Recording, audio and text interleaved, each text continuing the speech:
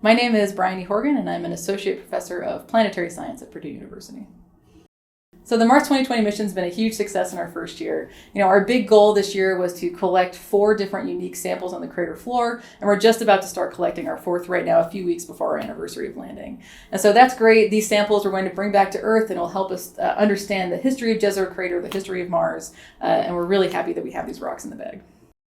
So once we landed in Jezero Crater, we looked around and saw that there was this range of little hills that were composed of beautiful, what looked like beautiful layers extending all across these hills. And the folks who study sedimentary rocks in the team stood up and said, wow, those are beautiful. Those look like they could be sediments deposited on the bottom of the ancient lake. We have to go there, see what they are, see if they might preserve signs of ancient life. So we finally got to those layers just a couple of months ago, rolled up, and we were able to actually drill into them with our instruments. So we can drill into the interior of the rock and map out the minerals and the chemistry at very, very fine scales, the scale of a grain of salt. And we were able to show from that these actually aren't sediments. These are not sedimentary rocks. Instead, these are igneous rocks. This actually was one giant lava flow that cooled in such a way to make all of these fine layers. So it was a total surprise, but we're really excited to have a sample of those rocks to bring back to Earth.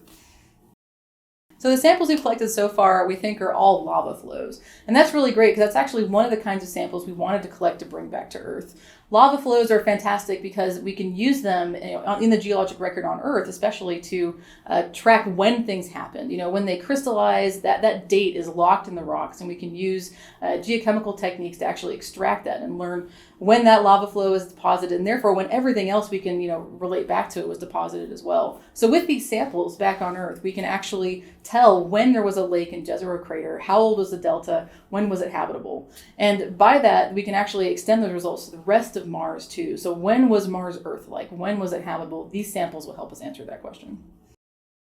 For the mission's second year, we are incredibly excited to finally get to the delta. The delta at Jezero Crater is the reason we chose the landing site, and we hope to get to it later this spring. Once we're there, we'll be able to look at the bottom of the ancient lake that once filled Jezero to search for signs of ancient microbial life.